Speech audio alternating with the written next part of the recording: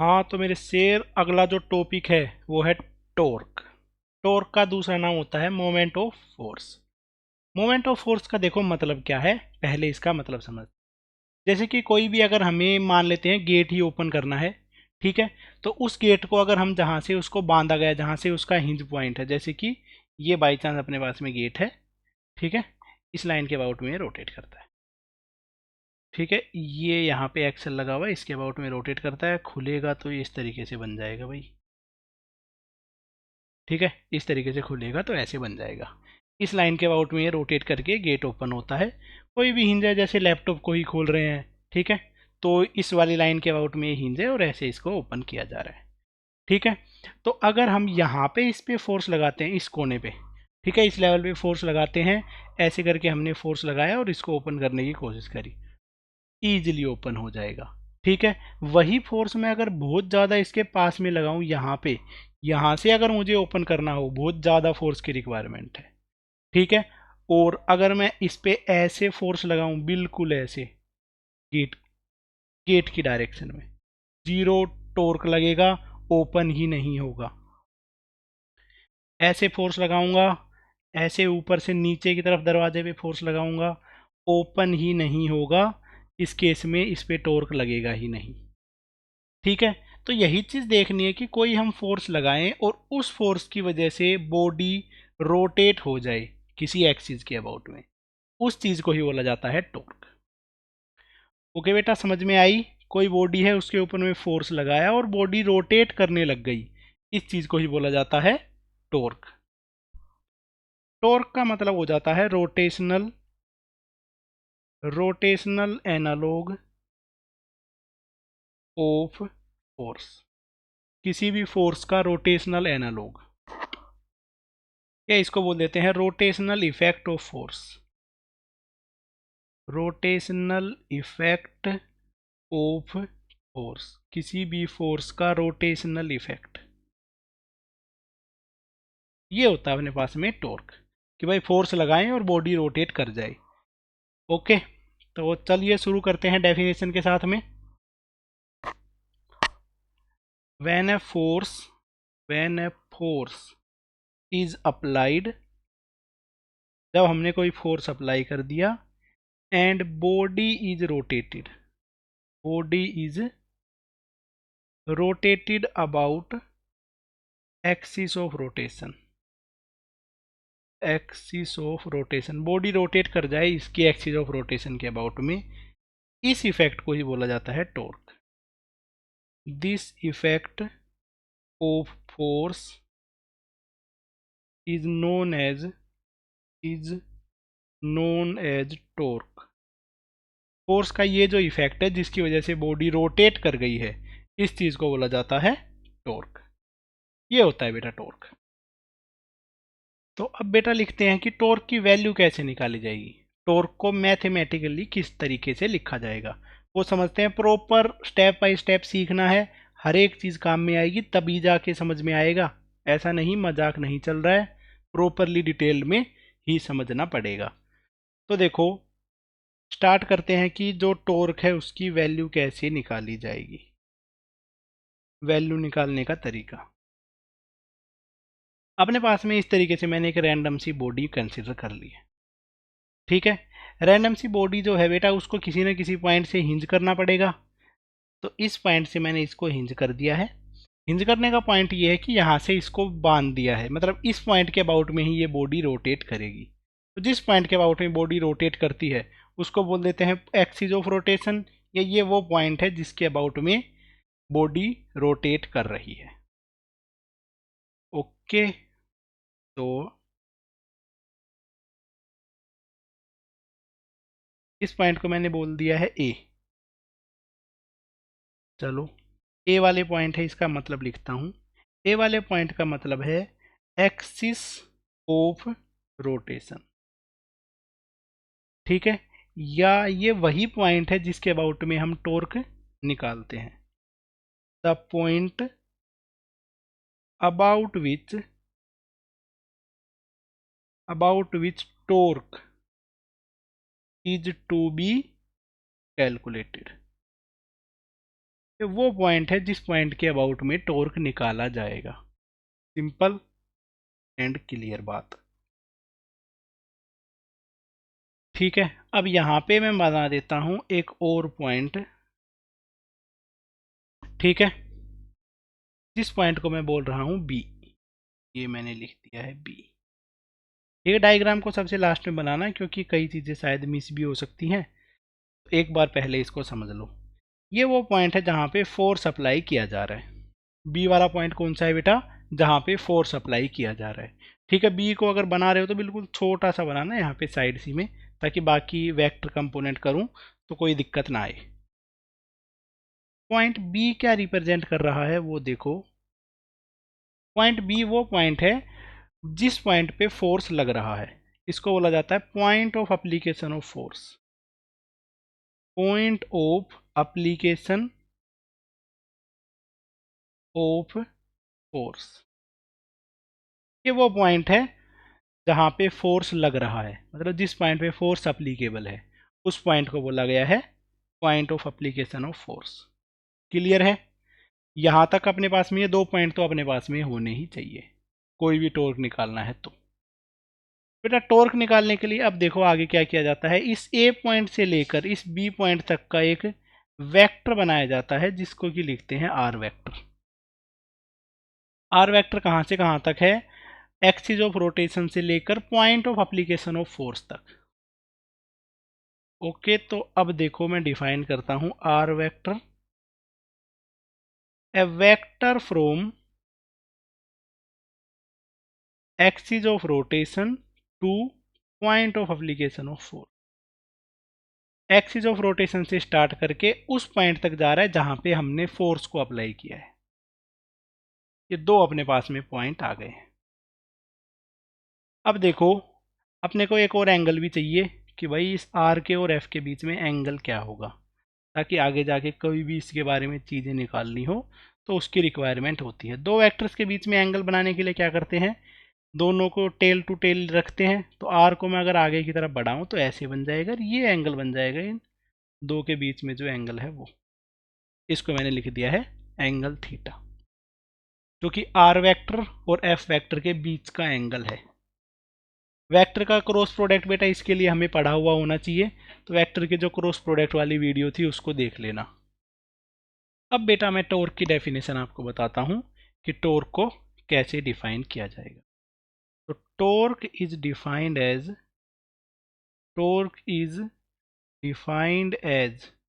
Cross product of R vector and F vector. ये जो are vector है और जो एफ वेक्टर है इन दोनों का मैं क्रॉस प्रोडक्ट करूंगा तो उसी चीज को हम डिफाइन करेंगे कि वही होता है टॉर्क। ठीक है, टॉर्क बन जाएगा आर और एफ का क्रॉस प्रोडक्ट। आर और एफ का क्रॉस प्रोडक्ट है, आर को इस डायरेक्शन में मान लेते हैं भाई, पॉइंट टू पॉइंट रखेंगे। आर वेक्टर ऐसे है, नीचे की तरफ है एफ। आर क्रॉस एफ के लिए हमें अगर डायरेक्शन निकालनी है तो राइट हैंड स्क्रू रूल का यूज करते हैं। आर से स्टार्ट करके राइट हैंड की फिंगर्स एफ की डायरेक्शन में कर्ल करेंगे। तो आर से एफ की डायरेक्शन में कर्ल करेंगे तो ये जो बॉडी है इस डायरेक्शन में रोटेट करेगी। ठीक है, थंब के अकॉर्डिंगली लिखना हो तो अपने पास में इनवर्ड आ जाता है, और वैसे अगर सेंस में बात करें तो ये अपने पास में रोटेट कर रही है क्लॉकवाइज सेंस में। यहाँ पे लगने वाला जो टॉर्क है वो क्लॉकवाइज होगा, डायरेक्शन हम अलग से निकाला करेंगे। तो टॉर्क को मैंने डिफाइन कर दिया है आर क्रॉस एफ। और देखो टॉर्क को कैसे लिखा जा सकता है। टॉर्क का मतलब हो जाएगा R F sine theta into N cap. N cap है इसकी अलग से डायरेक्शन लिखने के लिए। एन कैप क्या है? Direction of torque. टॉर्क की जो डायरेक्शन होती है वो, इसके लिए हम यूज करते हैं राइट हैंड स्क्रू रूल। ठीक है, राइट हैंड की जो फिंगर्स हैं उनको इस डायरेक्शन में कर्ल करते हैं, आर से स्टार्ट करके एफ की डायरेक्शन में। ठीक है, तो ऐसे इसको लिखा जा सकता है। तो ये अपने पास में आ गया है टॉर्क की वैल्यू। टॉर्क का मैग्नीट्यूड ही मेनली देखा जाएगा, तो टॉर्क का मैग्नीट्यूड आ गया है आर एफ साइन थीटा। अब इसको मैं अलग अलग तरीके से रीअरेंज करता हूँ, ठीक है। तो अब देखो इसको अलग अलग तरीके से रीअरेंज करने का क्या मेथड हो सकता है। सबसे पहले तो हम फोर्स जो है उसके कंपोनेंट निकाल लेते हैं। फोर्स का बेटा एक कंपोनेंट आएगा इस डायरेक्शन में, थीटा की डायरेक्शन में, तो फोर्स का थीटा की डायरेक्शन में जो कंपोनेंट हो जाता है वो बन जाता है एफ कोस थीटा। इसको बोलते हैं फोर्स का पैरेलल कंपोनेंट। एक फोर्स का इस डायरेक्शन में कंपोनेंट आएगा जिसको लिखा जाएगा, ये एंगल अगर थीटा है तो थीटा की तरफ वाला कोस थीटा और इधर वाला साइन थीटा, तो इसको लिखा जा सकता है एफ साइन थीटा, फोर्स का परपेंडिकुलर कंपोनेंट, ठीक है। फोर्स का वो कंपोनेंट जो परपेंडिकुलर है, किससे परपेंडिकुलर है, इस आर वेक्टर से परपेंडिकुलर है। यहाँ से ए से लेकर बी तक का जो पोजीशन वेक्टर है उससे परपेंडिकुलर है। तो ऐसा कोई भी केस आ जाए तो उसमें टॉर्क को ऐसे भी निकाला जा सकता है, आर इंटू फोर्स का perpendicular component into N cap. ये भी तरीका है टॉर्क निकालने का। और देखो टॉर्क निकालने के मेथड बताता हूँ।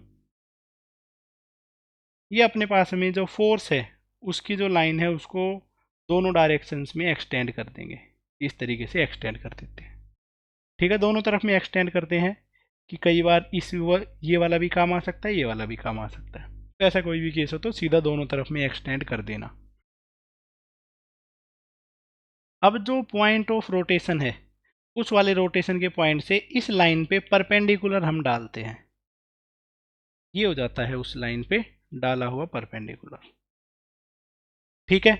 अब इस वाली जो वैल्यू है इस वैल्यू को बोलते हैं पोजीशन वेक्टर का ऐसा कंपोनेंट जो फोर्स से परपेंडिकुलर डायरेक्शन में है। कौन सा कंपोनेंट है, पोजीशन वेक्टर का वो कंपोनेंट जो फोर्स से परपेंडिकुलर की डायरेक्शन में, और इसको लिखा जाता है वो कंपोनेंट जो फोर्स की पैरेलल डायरेक्शन में, उसका कुछ काम भी नहीं होगा। और ये वाला एंगल अगर थीटा है तो इस एंगल को भी बोला जाएगा थीटा। आर अगर ये वेक्टर है, आर वेक्टर,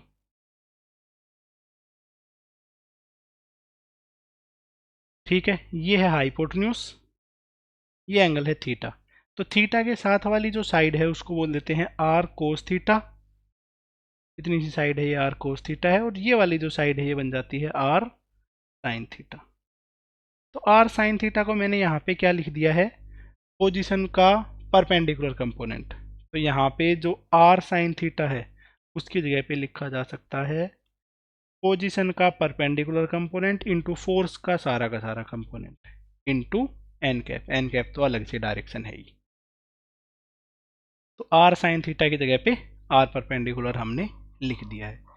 तो इस तरीके से हम कोई भी जो टॉर्क है उसकी वैल्यू निकाल सकते हैं, चाहे आर क्रॉस एफ यूज कर लें, चाहे R F sine theta use कर लें, चाहे R into perpendicular force use कर लें, चाहे R perpendicular into F use कर लें। ये अपने पास में तरीके होते हैं, ठीक है। डायरेक्शन के बारे में एक बार फिर से बता देता हूँ, ठीक है। तो बेटा डायरेक्शन क्या होती है, क्रॉस प्रोडक्ट में डायरेक्शन कैसे निकाली जाती है कि अगर इस तरीके से है आर वेक्टर, इस डायरेक्शन में है एफ वेक्टर, तो अपनी जो राइट हैंड की फिंगर्स हैं उनको हम आर से एफ की डायरेक्शन में कर्ल कराएंगे। इस तरीके से राइट हैंड की फिंगर्स को कर्ल करेंगे तो यहाँ से जो अपने पास में डायरेक्शन आएगी, थंब है वो डायरेक्शन को बता रहा होगा, तो इधर पे जो डायरेक्शन आएगी वो आएगी इनवर्ड। टॉर्क जो है उसकी डायरेक्शन आती है इनवर्ड, एक्सियल वेक्टर है, एक्सियल वेक्टर में इस चीज़ को समझाया गया था। या दूसरे सेंस में ऐसे भी बता सकते हैं, ये जो डायरेक्शन है ये क्लॉकवाइज है। इसी के बजाय में ऐसे है फोर्स, और अगर ऐसे हो आर वेक्टर, तो आर से अगर हम एफ की डायरेक्शन में जाएंगे तो इस तरीके से डायरेक्शन बनेगी। टॉर्क की जो डायरेक्शन है वो इस तरीके से बनेगी, आर से एफ की डायरेक्शन में घूमता हुआ जाएगा, ठीक है। इस डायरेक्शन को राइट हैंड स्क्रू रूल लगाएंगे तो ये डायरेक्शन आती है आउटवर्ड। और एक दूसरा तरीका इसी को लिखने वाला वो है एंटी क्लॉकवाइज, तो इसको एंटी क्लॉकवाइज से भी लिख सकते हैं या इसको आउटवर्ड भी बोला जा सकता है। बस ये अपने पास में सिंपल सा तरीका होता है टॉर्क को निकालने का या टॉर्क की डायरेक्शन को लिखने का। तो ये अपने पास में टॉर्क की वैल्यू निकालने के सारे तरीके आ गए हैं। अब इस पे बेस्ड कुछ क्वेश्चंस करते हैं जिससे कि इसके सारे कंसेप्ट्स में आपको क्लियरिटी आ सके। फर्स्ट क्वेश्चन है, उसको स्टार्ट करते हैं। Let a force 10i cap plus 2j cap act on a point. ये जो फोर्स है 10i cap plus 2j cap, ये किसी पॉइंट पे लग रहा है जो कि है 1,1,2। Calculate torque about point 2,3,7। इस पॉइंट के अबाउट में टॉर्क कैलकुलेट करना है। देखो निकालते हैं इसका सॉल्यूशन। ये अपने पास में फोर्स की वैल्यू, तो जो फोर्स है उसको लिखा जा रहा है 10i cap plus 2j cap, ठीक है। और जो फोर्स है वो मान लेते हैं इस पॉइंट पे लग रहा है जो कि है पॉइंट 1,1,2, ठीक है। और टॉर्क जिस पॉइंट के अबाउट में निकालना है वो पॉइंट मैंने यहाँ पे लिख दिया है 2,3,7। तो जहाँ जिसके अबाउट में टॉर्क निकालना है और जहाँ पे फोर्स लग रहा है, फोर्स को बेटा मैंने ऐसे बना दिया है, फोर्स यहाँ पे लग रहा है एफ वेक्टर जिसकी वैल्यू है ये, ठीक है। तो आर वेक्टर कहाँ से कहाँ तक बनाया जाता है, जिस पॉइंट पे फोर्स लग रहा है वहाँ पे तो उसका हेड होगा, और जिसके अबाउट में टॉर्क कैलकुलेट करना है उसी को बोलते हैं एक्सिस ऑफ रोटेशन या पॉइंट ऑफ रोटेशन। वहाँ से लेकर उधर तक का आर वेक्टर बनाया जाता है। देखो इधर पे भी ऐसे ही बनाया था, इधर से इधर तक, ठीक है। स्टार्टिंग से वीडियो को दोबारा देख सकते हो जिसको याद नहीं है वो। क्लियर है, आर वेक्टर भी लिख दिया है मैंने, एफ वेक्टर भी बना दिया है, ठीक है। आर वेक्टर की बस अब वैल्यू लिख लेता हूँ।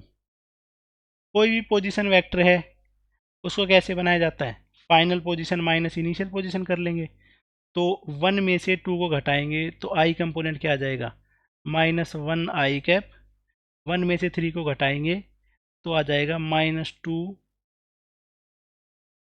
कैप, और 2 में से 7 को घटाएंगे तो आ जाएगा -5k कैप। इस तरीके से जो आर वेक्टर है उसको लिखा जा सकता है, -i cap, -2j cap, -5k cap, ठीक है। और जो फोर्स है उसको लिख दिया है 10i cap plus 2j cap, R vector है उसको लिख दिया है, ठीक है। तो अब हमें कैलकुलेट करना है टॉर्क। तो टॉर्क का फॉर्मूला लगा देता हूं मैं। टॉर्क का फॉर्मूला होता है बेटा R cross F. Cross product लगाने के लिए इस तरीके से ये मैट्रिक्स बनाई जाती हैं, ठीक है, ताकि उनका डिटर्मिनेंट निकाला जा सके। आई कैप, जे कैप, के कैप। आई कैप क्या है, आर वेक्टर के कंपोनेंट लिखेंगे -1, -2 और -5। उसके बाद में फोर्स के कंपोनेंट लिखेंगे 10, 2 और 0। सबसे पहले आएगा आई कैप। आई कैप लिखते टाइम में ये दोनों लाइन छुपा लेते हैं, 2 इंटू 0 मतलब 0, माइनस -10 तो बन जाता है +10। जे कैप में बेटा माइनस लगाते हैं, उसके बाद में ये है 0 और ये बन गया है -50, 0 -50। के कैप में क्या बन जाता है, इन दोनों लाइनों को छुपा लेंगे तो -2 +20, -2 +20। इसका जो अपने पास में आर वेक्टर है वो बन जाता है 10i cap plus 50j cap plus 18k cap.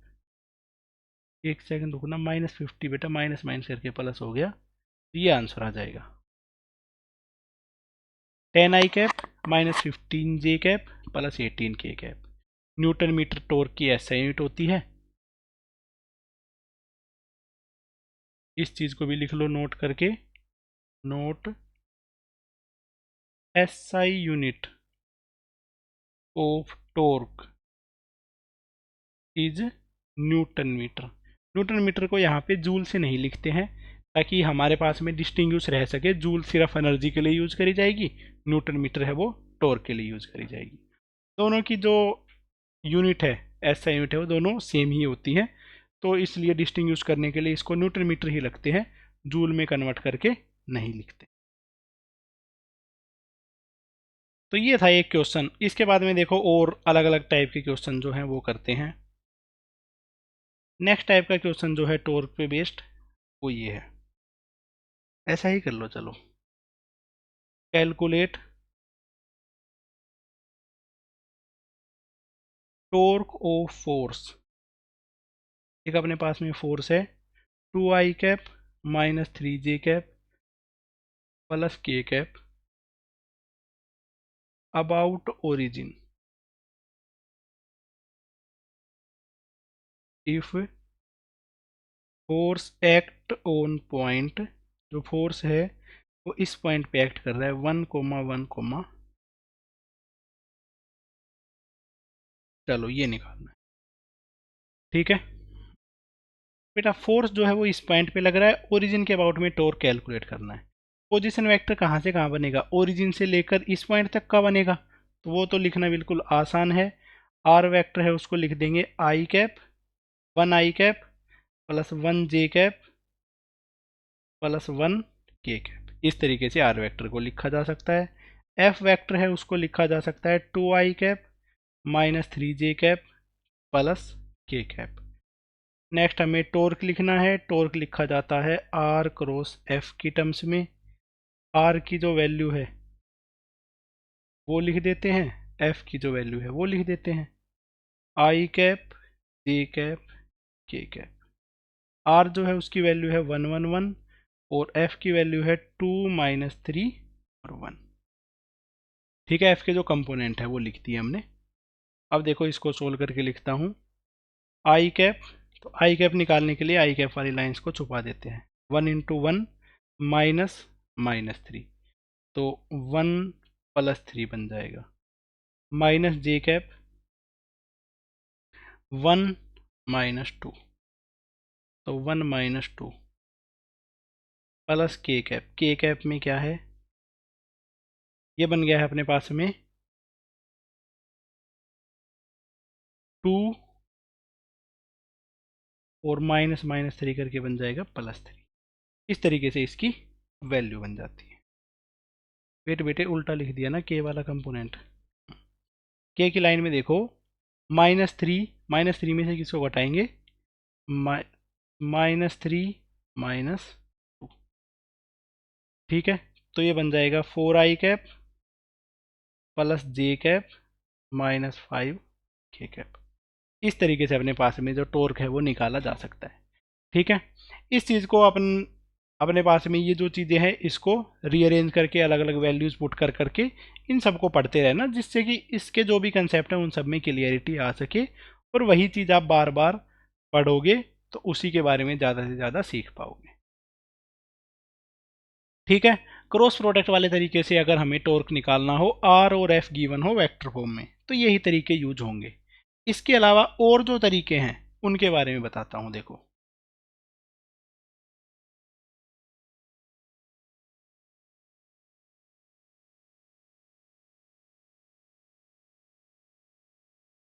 ऐसे है अपने पास में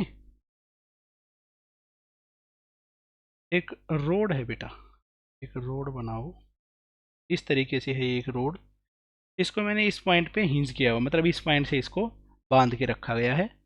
ठीक है, इस पे अलग अलग फोर्स लग रहे हैं, उन सब फोर्स की वजह से इसका टॉर्क हमें निकालना है।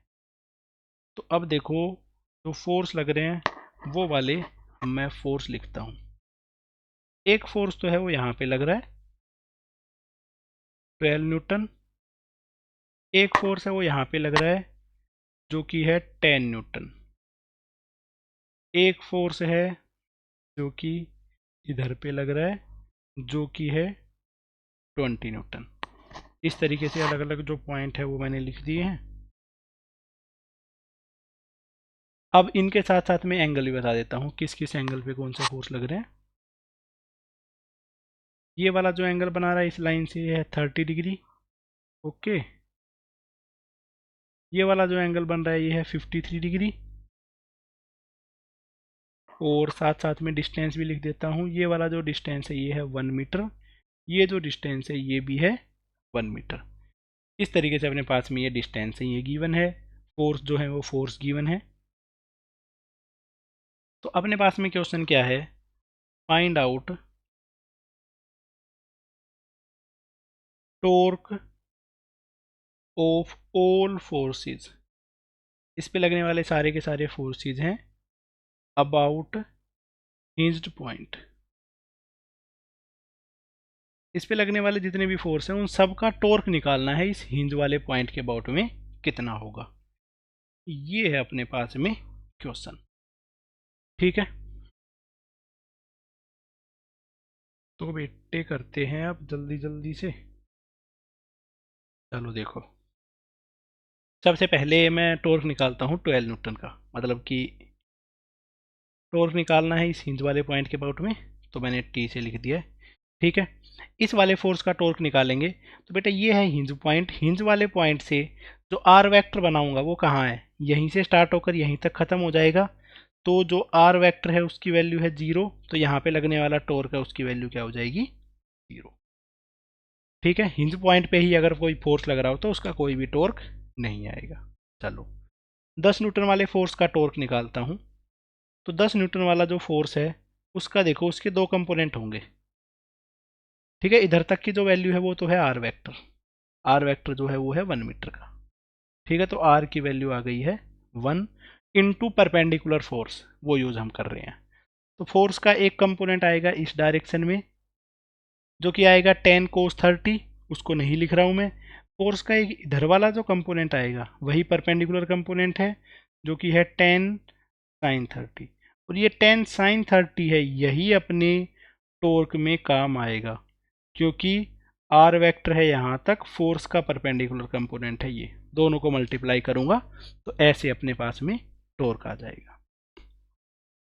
बेटा इस पॉइंट से अगर मैं किसी रोड को बांधूं और ऐसे कोई फोर्स लगाऊं तो ऑब्वियस सी बात है वो रोड ऐसे घूमेगी, और अगर इस तरीके से रोड घूम रही है तो उसकी डायरेक्शन क्या है, डायरेक्शन है उसकी एंटी क्लॉकवाइज।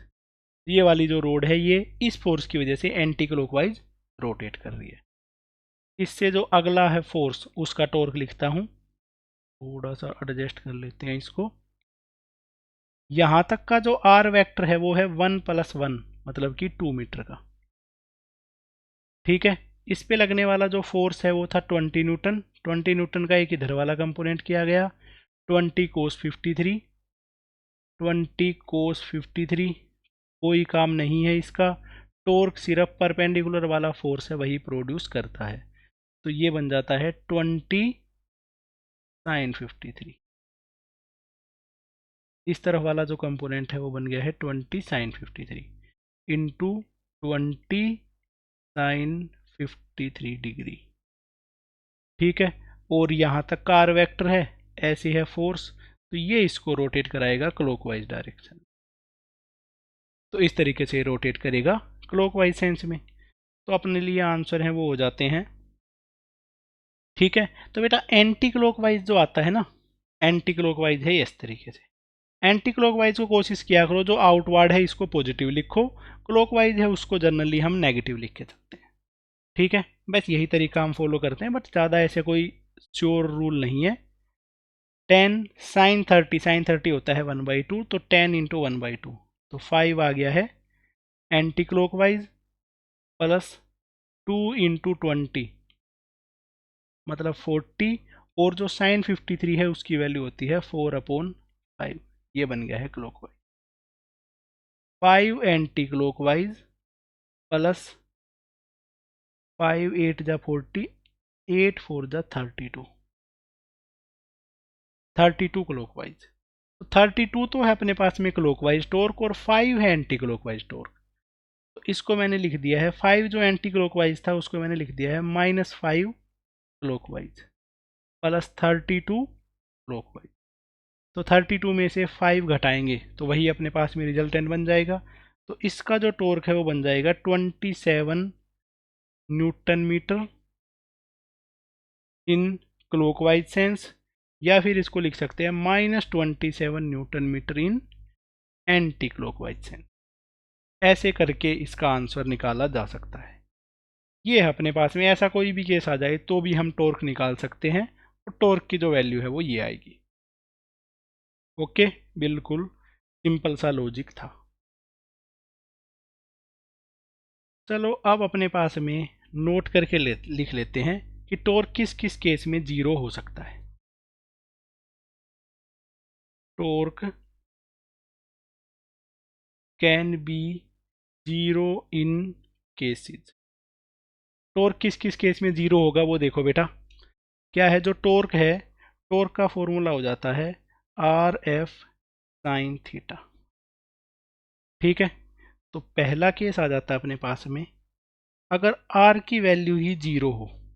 ठीक है, आर वेक्टर का कहाँ से कहाँ तक बनाया जाता है, आर वेक्टर बनाया जाता है बेटा point of application of force और जो अपने पास में पॉइंट ऑफ रोटेशन वहीं पे है। ठीक है, मतलब कि क्या है, if force act on point of rotation, जो फोर्स है वो पॉइंट ऑफ रोटेशन पे ही लग रहा हो तो उस केस में टॉर्क है वो जीरो रहेगा। सेकंड, जब फोर्स ही जीरो है तो ऑब्वियस सी बात है टॉर्क जीरो ही होना चाहिए। नेक्स्ट अपने पास में सी, साइन थीटा के अकॉर्डिंगली जब अपने पास में थीटा की वैल्यू 0 डिग्री है, ठीक है, इसका मतलब है force and R vector are parallel, दोनों के दोनों अगर पैरेलल डायरेक्शन में लग रहे हैं तो अपने पास में जो फोर्स है, जो टॉर्क है वो जीरो होगा। ठीक है, जब थीटा की वैल्यू हो 180 डिग्री तब भी साइन 180 डिग्री की वैल्यू जीरो ही होती है। इसका मतलब है force and R vector are antiparallel, तब भी अपना जो टॉर्क है उसकी वैल्यू जीरो आएगी। जैसे कि इस तरीके से है, यह है पॉइंट ऑफ रोटेशन, ठीक है, और इस तरीके से है, यहाँ पे फोर्स लग रहा है, तो ये वाला जो फोर्स है, ये वाला फोर्स इस आर वेक्टर के पैरेलल ही तो है, दोनों के दोनों सेम ही डायरेक्शन में है, तो इस केस में जो टॉर्क है वो जीरो हो जाएगा।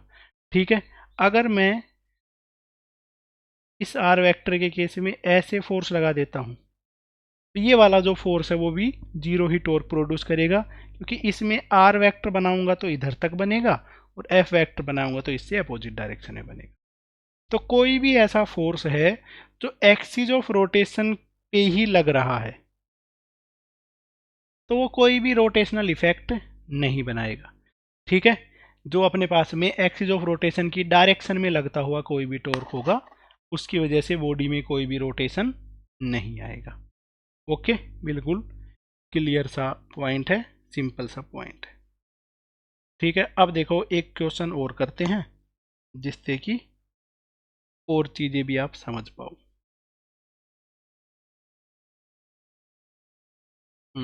ऐसी है अपने पास में, let a disc of radius 1 metre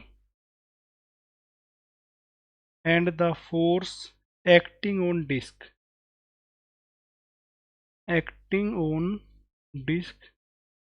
are so, disc पे जिस तरीके से फोर्स लग रहे हैं उन सबको रिप्रेजेंट किया गया है। इसका मैं जो डायग्राम है वो बनाता हूँ। तो बेटा ये है अपने पास में क्वेश्चन, इसका ये डायग्राम बना दिया है और हमें इस पे जितने भी फोर्स लग रहे हैं, जो दो फोर्स लग रहे हैं 10 न्यूटन और 4 न्यूटन, इन दोनों का टॉर्क है वो निकालना है। ठीक है, और साथ साथ में एंगल भी गिवन है। तो देखो बेटा, जो 10 न्यूटन वाला फोर्स है इसका टॉर्क निकालता हूँ, तो इसका जो टॉर्क है वो आ जाएगा यहाँ तक का डिस्टेंस जो कि इसकी रेडियस ही है 1 मीटर, ठीक है, इनटू परपेंडिकुलर लगने वाला फोर्स, इस पे परपेंडिकुलर फोर्स ही लग रहा है जो कि है 10 न्यूटन। मतलब फोर्स का परपेंडिकुलर कंपोनेंट पूरा ही परपेंडिकुलर है तब तो कोई दिक्कत वाली बात है ही नहीं। ठीक है, अब ये वाला जो है इस बॉडी को कैसे रोटेट करेगा, ये वाला फोर्स इस तरीके से रोटेट करेगा जो कि अपने पास में एंटी क्लॉकवाइज बन जाए। अब जो अपने पास में नेक्स्ट फोर्स है 4 न्यूटन, 4 न्यूटन के कंपोनेंट करके लिखता हूँ किस तरीके से क्या रहेंगे। 4 न्यूटन का एक कंपोनेंट तो आएगा बेटा इस डायरेक्शन में, ठीक है, ये वाली लाइन और ये वाली लाइन दोनों पैरेलल हैं, ये 53 है तो ये एंगल भी 53 है। तो 4 का इधर वाला कंपोनेंट आ जाएगा 4 कोस 53 और 4 का एक कंपोनेंट आ जाएगा इस तरफ जो कि है 4 साइन 53।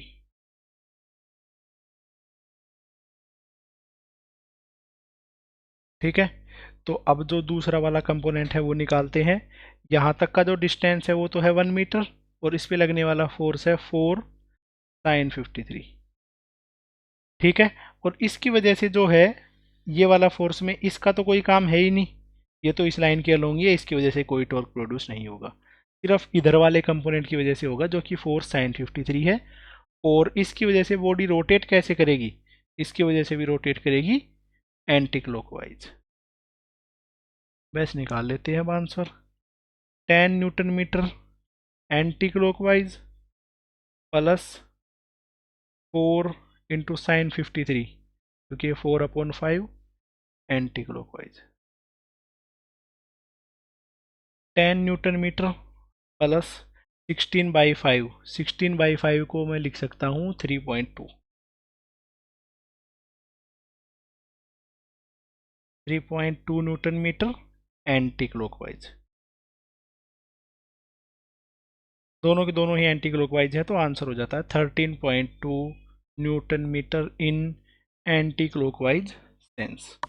बस इतना सा आंसर है और इसमें कुछ करने की रिक्वायरमेंट है ही नहीं। तो बेटा नेक्स्ट क्वेश्चन है ये, बहुत ही ज़्यादा अच्छा और बढ़िया question. A particle of mass m is projected with initial velocity u at angle theta from the horizontal to the horizontal. Angle theta पे किसी पार्टिकल m मास के पार्टिकल को प्रोजेक्ट किया गया है जिसकी इनिशियल वेलोसिटी है u। ठीक है, the torque of gravity on projectile as maximum height about the point of projection. तो देखो कि हमें किस तरीके से टॉर्क निकालना है। पहले तो मैं इस प्रोजेक्टाइल को बना देता हूं, किसी पार्टिकल को अगर u स्पीड से फेंका जाए, ठीक है, और एंगल थीटा पे फेंका गया है ये u से, तो ऐसा अपने पास में प्रोजेक्टाइल बन गया है। ठीक है, अब ग्रेविटी का टॉर्क बताना है जब ये मैक्सिमम हाइट पे है, तो मैक्सिमम हाइट वाला पॉइंट ये बना दिया। यहाँ पे जो ग्रेविटी है इस पार्टिकल पे लग रही होगी mg, इस mg का टॉर्क बताना है about point of projection. Point of projection है बेटा ये O। इस O वाले पॉइंट के अबाउट में इस ग्रेविटी का टॉर्क निकालना है। तो बेटा एक काम तो क्या होगा अपने पास में, अगर यहाँ से लेकर यहाँ तक मैं इसका आर वेक्टर बना दूं, ये आर वेक्टर है, ये अपने पास में mg है, इन दोनों के बीच का ये एंगल बन जाएगा, उस तरीके से टॉर्क निकाला जा सकता है। ये एक बहुत अच्छी अप्रोच है। ठीक है, आर वेक्टर समझ में आ गया है सबको। इस वाले पॉइंट में जहाँ से टॉर्क निकालना है वो वाले पॉइंट से लेकर इधर तक का जो वेक्टर बनाऊंगा वो आर वेक्टर होता है। तो बेटा ऐसे केसेस में आर वेक्टर अपने को नहीं बनाना होता है क्योंकि आर वेक्टर को सोल्व करना ही एक क्वेश्चन तो उसी में ही बन गया है। तो इसकी एक और इजी अप्रोच लगा लेते हैं, फोर्स इनटू परपेंडिकुलर डिस्टेंस। तो फोर्स है उसकी डायरेक्शन ये है, mg है उसकी डायरेक्शन है डाउनवर्ड में, और यहाँ तक का जो परपेंडिकुलर डिस्टेंस है वो इतना बन जाएगा। ठीक है, फोर्स वाली लाइन को आगे पीछे एक्सटेंड कर देते हैं और वहाँ तक का परपेंडिकुलर डिस्टेंस है वो निकाल लेते हैं। तो इसका जो टॉर्क है उसकी वैल्यू आ जाएगी R perpendicular into M G. R perpendicular यहाँ से लेकर यहाँ तक का जो डिस्टेंस है वो होता है रेंज। अब जो इतना सा है ये हो गया है रेंज का हाफ, तो इसको मैंने लिख दिया रेंज का हाफ इंटू एम जी। तो u square 2u² sine theta cos theta divided by ji.